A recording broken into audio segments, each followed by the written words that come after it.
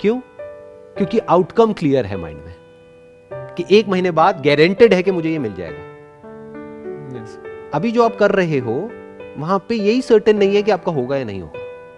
yes. एक race है जहां पे आप चाहे जितना मर्जी तेज भाग लो, बट अकेले आपसे कुछ नहीं होता, बाकियों पर भी डिपेंड करता है कि वो कितना तेज भाग रहे हैं। अगर आपसे तेज भागने वाले बैठे हैं तो उनका हो जाएगा, आपका नहीं होगा। प्लस और बहुत सारे फैक्टर्स वहां पे प्ले करते हैं।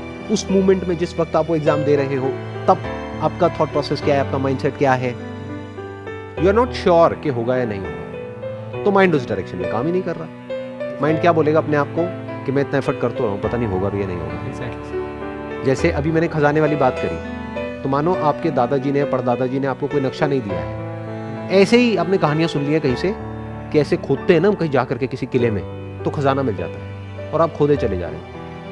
कब तक खोदते रहोगे?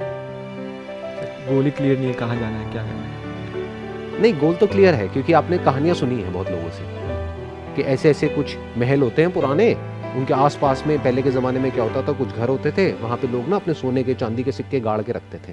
तो ये 4 घर हैं, अगर चारों को खोदोगे तो एक आध में से कहीं ना कहीं से कुछ ना कुछ मिल जाएगा। लेकिन कहानियां हैं, उसकी होने की प्रोबेबिलिटी बहुत कम है। हो सकता है, इम्पॉसिबल नहीं है, बट प्रोबेबिलिटी क्या है? May be 1%। 99% क्या है कि चारों को खोदोगे कुछ भी नहीं मिलेगा। तो अब क्या होगा? दोनों में कुछ फर्क है। जो पहली सिचुएशन मैंने जो पहला एग्जांपल दिया था कि दादाजी ने बताया और आप खोद रहे हो, और अब जब आपको पता ही नहीं है कि वहां से निकलेगा भी कुछ या नहीं निकलेगा, कुछ होगा भी या नहीं होगा 4 महीने बाद, दोनों में एफर्ट में कुछ फर्क है। सर फर्स्ट में आउटकम पता है आपको कि यहीं पर ही मैं खोदूंगा तो मुझे खजाना मिल जाएगा। सेकंड में मेरे को एफर्ट ज़्यादा लगाना पड़ेगा, उसके बाद पता भी नहीं है कि मिलेगा कि नहीं मिलेगा। तो दोनों में फ़र्क है कि वहाँ पर श्योरिटी है आपको कि हाँ यहाँ पर होगा, मेरे को मिलेगा, और वहाँ पर श्योरिटी कम है, या फिर 1% जो आपने कहा। वो कम है या बहुत कम है? बहुत कम है सर। कम में और बहुत कम में बड़ा फर्क होता है।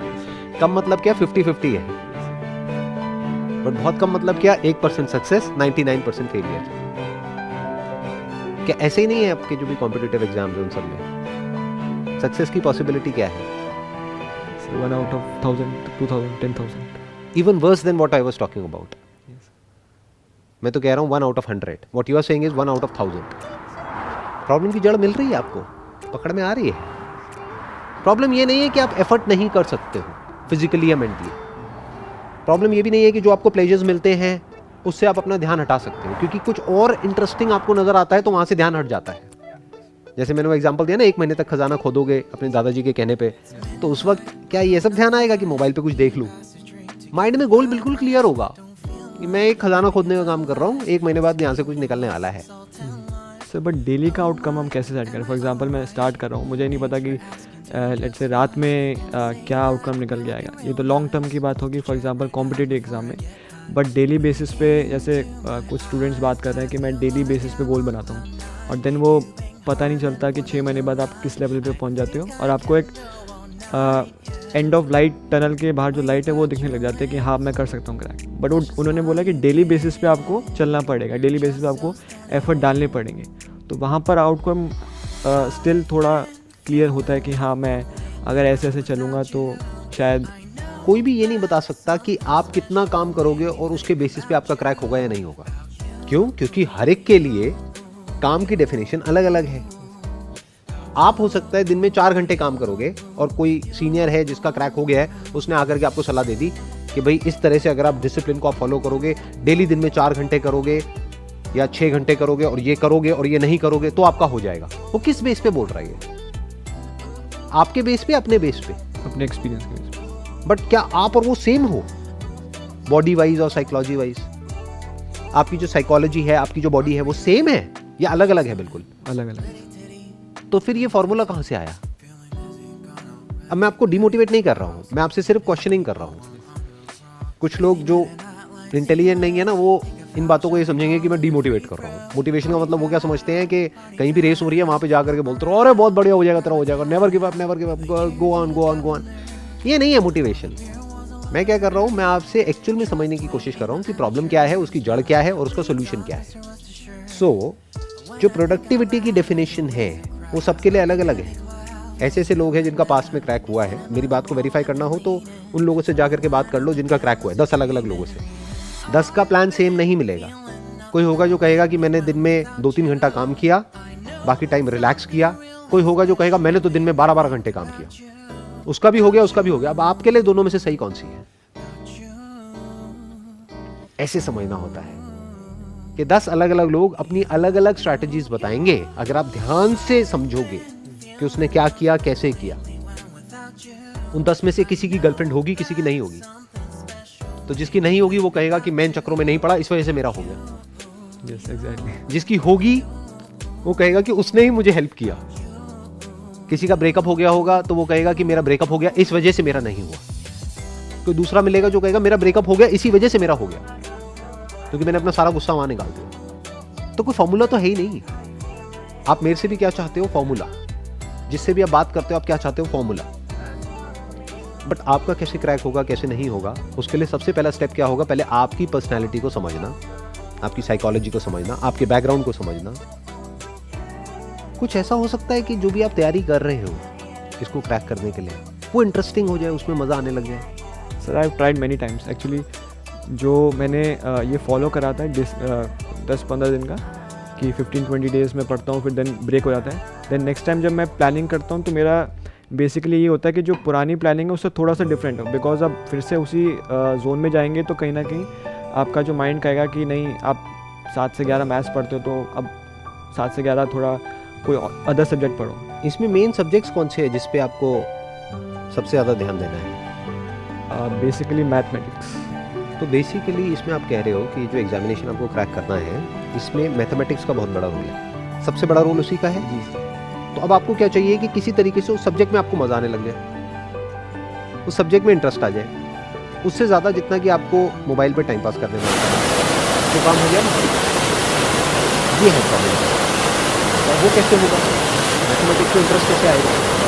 जो भी मैथमेटिशियंस पास्ट में हुए हैं उनके बारे में पढ़ो ना, तो आपको पता लगेगा कि लोग कहाँ कहाँ तक गए हैं, किस किस लेवल तक गए हैं। उनकी बायोग्राफीज पढ़ो, कहानी तो है।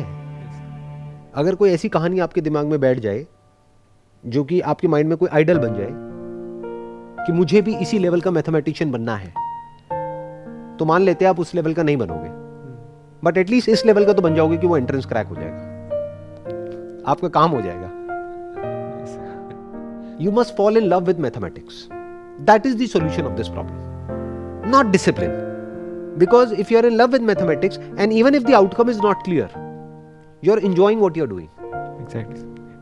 तो आपके 1-2 साल वेस्ट नहीं हुए, और कुछ नहीं तो 2 साल बाद आप एक बेटर मैथमेटिशियन बन गए जो थे 2 साल पहले। क्रैक नहीं भी हुआ तो नहीं भी हुआ तो कुछ मिल गया ना, आउटकम तो क्लियर हो गया।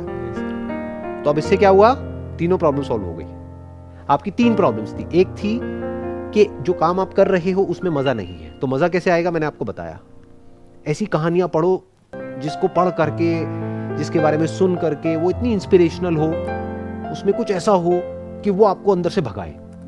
उससे क्या हुआ, आपको अब वो करने में मजा आने लग गया। दूसरा, आउटकम को क्लियरली डिफाइन करो माइंड में। आउटकम मस्ट नॉट बी कि मेरा ये होना चाहिए, क्योंकि वो होना है ना होना आपके हाथ में नहीं है। तो आप क्या बोलो, हो गया तो बहुत बढ़िया है, मुझे ये करने में मजा आ रहा है। क्या करने में, मैथमेटिक्स सीखने में, और मैं ये करता रहूंगा अगले 1-2 साल तक। तो क्या बनूंगा मैं, या तो मैं एक बहुत अच्छा मैथमेटिशियन बन जाऊंगा या मुझे जॉब मिल जाएगी। अब मेरे को जॉब तो मिल गई, साथ ही साथ मैं एक तगड़ा मैथमेटिशियन भी बन गया। आउटकम भी क्लियर हो गया, प्रोसेस में मजा आने लग गया, जर्नी में मजा आने लग गया। अगर ये 2 चीजें एक्चुअल में आप कर लेते हो, जैसे मैं बता रहा हूं, लिख करके पेपर पे अपने माइंड में, आउटकम को भी क्लियर कर लेते हो, प्रॉपर्ली डिफाइन कर लेते हो कि ये मेरा गोल है अगले 2 साल बाद, आइदर अ ग्रेट मैथमेटिशियन और a public sector employee. I am okay with both the options. और 2 साल तक की जर्नी में मैं अपने ऊपर काम करूंगा और अपनी स्किल को बेटर करता चला जाऊंगा, अपनी नॉलेज को और बेटर करता चला जाऊंगा। सिर्फ वही नहीं सीखूंगा जो सिलेबस में, इसके अलावा भी सीखूंगा। Now you are following in love with the subject and the journey. तो जब ये होगा तो क्या होगा, अपने आप ही ध्यान जो छोटे मोटे प्लेजर्स हैं वहां से हट जाएगा। वो सब चलेंगे साथ साथ में, बट कम, ऐसा नहीं छूट जाएंगे, बट उतने ही होंगे जितने की होने चाहिए। प्यास लगी, पानी पिया, काम खत्म। भूख लगी, खाना खाया, काम खत्म। फिर वो सब चीज़ें भी बुरी नहीं है। क्यों? क्योंकि अगर आप इतना एफर्ट लगा रहे हो अपनी नॉलेज को बेटर करने में, तो आपको बीच बीच में रिलैक्सेशन भी तो चाहिए ना। तो वो सब एक रिलैक्सेशन का काम करेगा। फॉर एग्जाम्पल, आपने बहुत काम किया, बहुत पढ़ाई करी, ये करा वो करा। डिसिप्लिन का मतलब ये नहीं होता कि गधों की तरह बस लगे रहो। उसका मतलब क्या है कि आपने 2 4 5 घंटे में आपने क्या अचीव किया है। तो आपको ये समझ आया कि अच्छा मैं यहाँ था 3 घंटे पहले, अब मैं यहाँ आ गया हूँ, अब मेरी जो ब्रेन है, मेरी जो बॉडी है, वो रिलैक्सेशन मांग रही है। Let me go out and watch a movie. तो अपने आप को रिवॉर्ड दिया आपने तब जब एक्चुअल में कुछ अचीव किया। This is actual discipline. क्योंकि अगर इस तरीके से आप आगे बढ़ते हो ना लाइफ में, तो लाइफ में भी बहुत आगे जाओगे। नहीं तो होगा क्या, जैसे सब आगे बढ़ते हैं उस तरीके से अगर आप कहीं पहुंच भी गए, अगर आपको कोई जॉब मिल भी गई, तब भी उसके बाद कुछ चेंज नहीं होने वाला है लाइफ में, बल्कि लाइफ और बुरी हो जाएगी। क्यों? क्योंकि अभी तो फिर भी एक गोल है उसके बाद तो कोई गोल ही नहीं बचा। मैं क्या कह रहा हूं, या तो जो काम कर रहे हो वही करते रहो, बट पैशन के साथ करो, या इस काम को छोड़ो, कोई ऐसा काम करो जिसमें आपका पैशन हो। इन दोनों के अलावा अगर आप कोई तीसरा रास्ता पकड़ रहे हो, that is not worth it. तीसरे रास्ते में क्या है कि ऐसा काम कर रहे हैं जो करना पसंद नहीं है, लेकिन जो मिलेगा वो बड़ा पसंद है। तो अगर वो मिल गया तब भी फंस गए, नहीं मिला तब भी फंस गए। मिल गया तो प्लेजर्स में इंडल्ज हो जाओगे, और नहीं मिला तो रोते ही रहोगे, मैं फेल हो गया, मैं फेल हो गया। घर वाले भी सुनाते रहेंगे जिंदगी भर, खुद भी अपने आप को सुनाते रहोगे, एज अ लूजर अपने आप को देखोगे। तो जिस रास्ते की मैं बात कर रहा हूं उसमें आपका फायदा ही फायदा है।